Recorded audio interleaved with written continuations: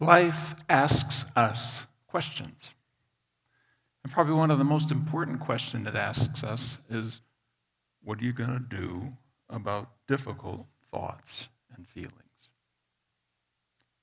If you're feeling ashamed or anxious, life just asked you a question.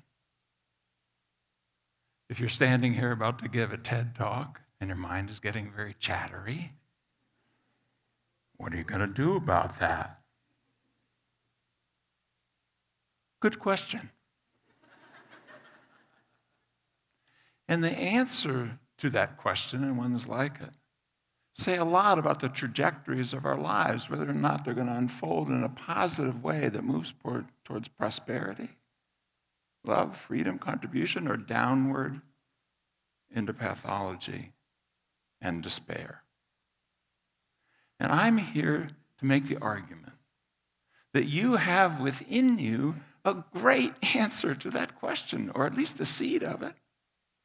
But you also have this arrogant, storytelling, problem-solving, analytic, judgmental mind between your ears that doesn't have the answer and is constantly tempting you into taking the wrong direction. My name is Steve Hayes, and for the last 30 years, I and my colleagues have been studying a small set of psychological processes, fancy words for things people do, called psychological flexibility. It's a set of answers to that question. And in more than 1,000 studies, we've shown that psychological flexibility predicts, are you going to develop a mental health problem, anxiety, depression, trauma? If you have one, it predicts later on, will you have two? It predicts how severe they are, how chronic they'll be. But not just that, it predicts all kinds of other things that are important to us, even though it's not psychopathology, such as what kind of parent are you going to be? What kind of worker are you going to be? Can you step up to the behavioral challenges of physical disease? Can you stick to your exercise program? Everywhere that human minds go, psychological flexibility is relevant. And what I want to do in this talk is to walk you through the science of psychological flexibility, because we've learned how to change these processes in several hundred studies using acceptance and commitment therapy, or ACT, but not just ACT, related methods that target flexibility. We've shown that we can change it, and when we change it, those life trajectories that are negative go positive with outcomes in all the areas that I just mentioned, and many more. So I want to walk you through what the elements of psychological flexibility, what they are. And I'm going to take you back to a moment in my life 34 years ago where I first turned powerfully in their direction. Decades ago, 34 years ago, at 2 a.m. on a brown and gold shag carpet, with my body almost literally in this posture and my mind for sure in this posture. I had, for 2 to 3 years, been spiraling down into the hell of panic disorder. It began in a horrific department meeting where I was forced to watch full professors fight in a way that only wild animals and full professors are capable of.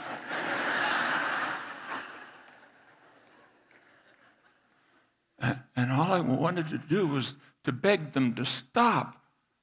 But instead, I had my first panic attack, and by the time they called on me, I couldn't even make a sound come out of my mouth.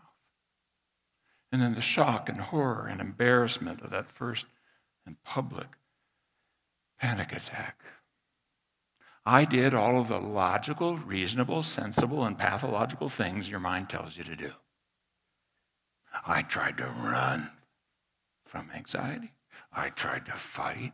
with anxiety, and I tried to hide from anxiety. I sat next to the door. I watched its coming. I argued my way out of it. I took the tranquilizers, and as I did all those things, the panic attacks increased in frequency and in intensity. First at work, but then while traveling, and then in restaurants, and then in movie theaters, and then in elevators, and then on phone calls, and then in the safety of home. And finally, even being awakened at 2 a.m. from a dead sleep, already in a panic attack. But this night on that brown and gold shag carpet, this night, as I watched with anxiety waves, my body's sensations was different. This night was even more horrifying, but it was somehow satisfying because I wasn't having a panic attack. I was dying of a heart attack. I had all the evidence for it. I had the weight in the chest. I had the shooting pains down my arm. I was sweating profusely. My heart was racing and skipping beats wildly. And that same spider voice that came up and said, you gotta run, you gotta fight, you gotta hide from anxiety was now telling me, make the call. You can't drive in this condition. You're dying. Call the emergency room. Call the ambulance. This is not a joke. Make the call. And yet minute after minute went by, and it didn't make the call. And I had a sense of leaving my body and looking back at myself there. And I imagined what would happen if I did make that call. Like a series of scenes, little snippets, like in a movie trailer, like when you go to the theater for the upcoming film. I could hear the sound of the emergency responders coming up the stairs, the pounding on the thin, hollow door, the ride in the ambulance, the tubes and wires, the concerned look on the faces of the nurses as they went into the emergency room. And then finally, the last little snippet, the last little scene in this movie trailer where I suddenly realized what this movie was going to be about. And I looked at it and I said, oh, please, God, not that. Please, please. Because that final scene, lying on the gurney in the emergency room, here came a young doctor in my mind's eye, walking entirely too casually. And as he got close to me, I could see there was a smirk on his face. And I knew what was coming.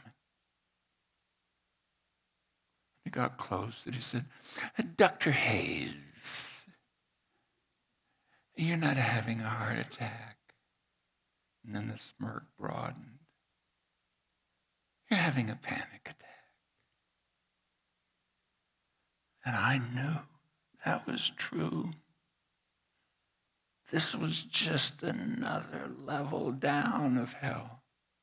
And a scream came out of my mouth, a weird, breathly, strange sounding thing. It sounded just like this. Ah!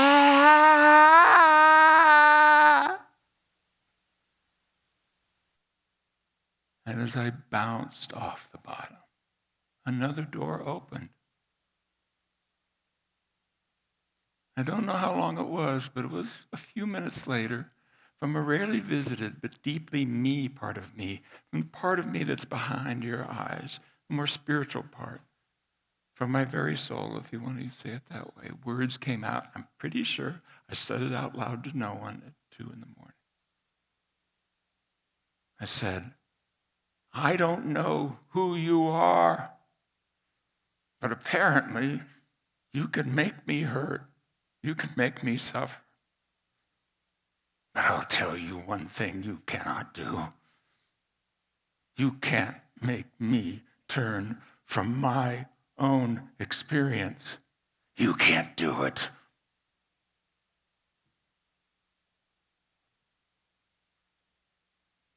And my then much younger body ached as it stood up.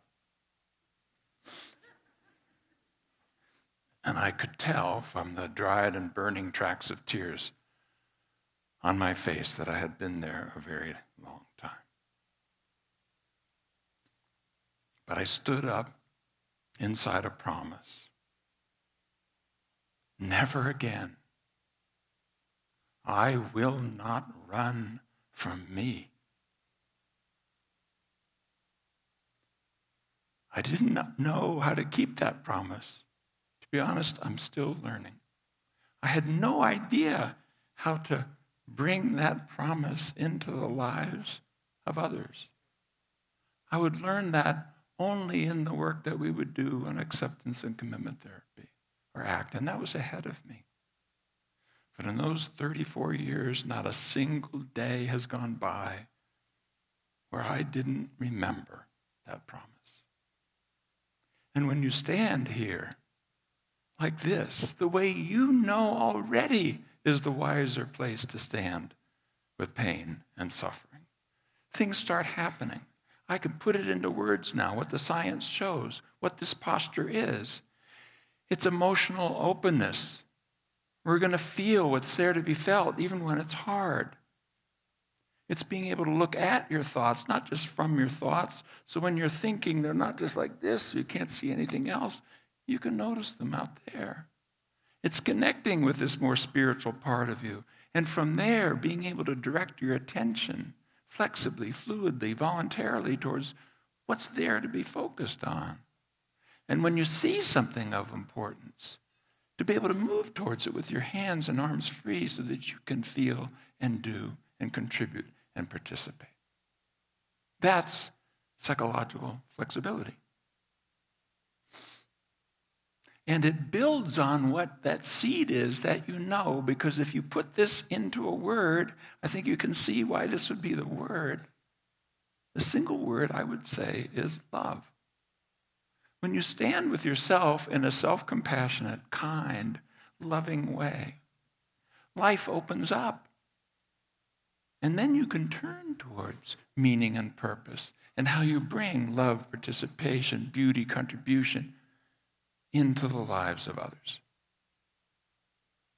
I didn't see at first that this pivot towards pain and suffering actually was glued at the hip to this pivot towards meaning and purpose. I didn't see that at first, but I started seeing it in my clients as I began to do the ACT work. I started seeing it in my own life. And just a few years in, it hit me very powerfully. By then, I'd done a few randomized trials on ACT. And I was beginning to do trainings, moving around, meeting with smaller groups of clinicians and teaching about the work we're doing. And I was doing a workshop, and I had these waves of anxiety, which was totally normal. Still today, I will get anxious during talks. That was fine. I'm open for that. Come on. It's cool. But then another wave came. I suddenly felt as though I was going to sob in front of those clinicians. That I was going to weep uncontrollably. I said, what? The moment passed and I did the workshop. Didn't think about it again until the next workshop, same exact thing happened. And this time I had the presence of mind to notice I felt very young. And I asked myself, even as I was doing the workshop, how old are you? And the answer came back, 8 or 9. And then a memory flitted by that I hadn't thought of since it happened when I was 8 or 9. I didn't have time to unpack it in the workshop, but that night in the hotel I did. I was underneath my bed listening to my parents fight in the other room. My dad had come home drunk and late again. And my mother was ripping into him about him spending the meager family funds on his addiction, about his inadequacies as a husband and as a father. And he was saying, shut up. You'd better shut up or else. And I knew his fists were clenched. And then I heard a horrific crash, and my mother screaming. I'd find out only later it was the coffee table going across the living room. And I'm thinking, is there going to be blood? Is he hitting her? And then my little boy mind gave me these words very clearly. I'm going to do something. And I realized there was nothing for me to do. Nothing safe. So I scooted back farther and I held myself and cried. You get it? I'm sitting there watching those old bulls fight in the psychology department. And yeah, I'm horrified. And yeah, I'm feeling anxious. But really, what I would like to do is just to cry. In a department of psychology? Really? But I didn't have access to him. I didn't have room for him. He's why I'm a psychologist. But I didn't even know it. And I got caught up in the articles and the vita and the grants and the achievement. Woohoo! But I came here because he asked me to do something. And instead, what I told him was tantamount to leading down and saying, just be quiet, go away, shut up. When I ran and I fought and I hit. It was so unkind and so unloving. To who? To me and the parts of me that connect me even with my life's purpose. Because we hurt where we care, and we care where we hurt. These two pivots, these two turning towards, are the same thing. When you stand with yourself, even when it's hard, you're doing a loving thing for yourself. And out of that, then you can afford the risk of turning towards bringing love into the world, beauty into the world, communication, contribution into the world. And seeing that, I made another promise. Never again. I will not push you away, nor your message to me about our purpose. I'm not going to ask you to give the workshop or do the TED Talk either. But I want you here with me because you soften me. You make sense of why my life is about this. And so my message to you is to look at the science of psychological flexibility, yeah, but look at how it can inform what you already know, which is bringing love to yourself, even when it's hard, will help you bring love into the world in the way that you want to bring it into the world. And that's important. You know it. You're crying little 8-year-olds and you know it. We all know it. Because love isn't everything. It's the only thing. Thank you. I hope I've been useful to you.